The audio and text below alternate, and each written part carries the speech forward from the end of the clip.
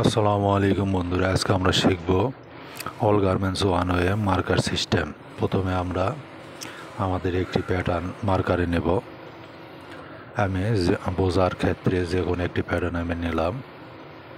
প্যাটার্নটি নেওয়ার পরে এখানে আমরা রেশিও দেব।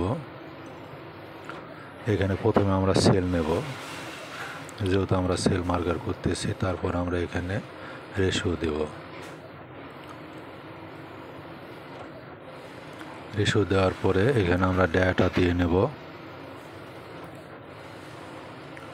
ডায়াটি দেওয়ার পরে আমরা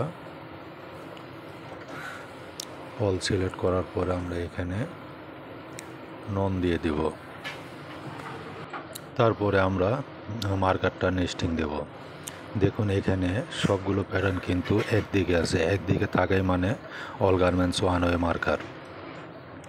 all garments one way marker সাধারণত এওপি ফেব্রিকের ক্ষেত্রে হয়ে থাকে। যেগুলো ফেব্রিকে ওয়ে আছে সেগুলোর ক্ষেত্রে all garments one way marker হয়ে থাকে। নেস্টিংটা আমরা সাধারণত 1 মিনিট দেওয়া আছে, আমরা 1 মিনিট নেস্টিং দিয়ে নেব আপনাদের বোঝার ক্ষেত্রে। এখানে দেখুন যে কোনো একটা প্যাটার্ন ধরেন, এই হলো কালারটা, কিন্তু সবগুলো pocket, back part, front part, সবগুলো ওয়েস্ট বেল সবগুলো কিন্তু একদিকে আছে। দেখুন সবগুলো কিন্তু একদিকে আছে।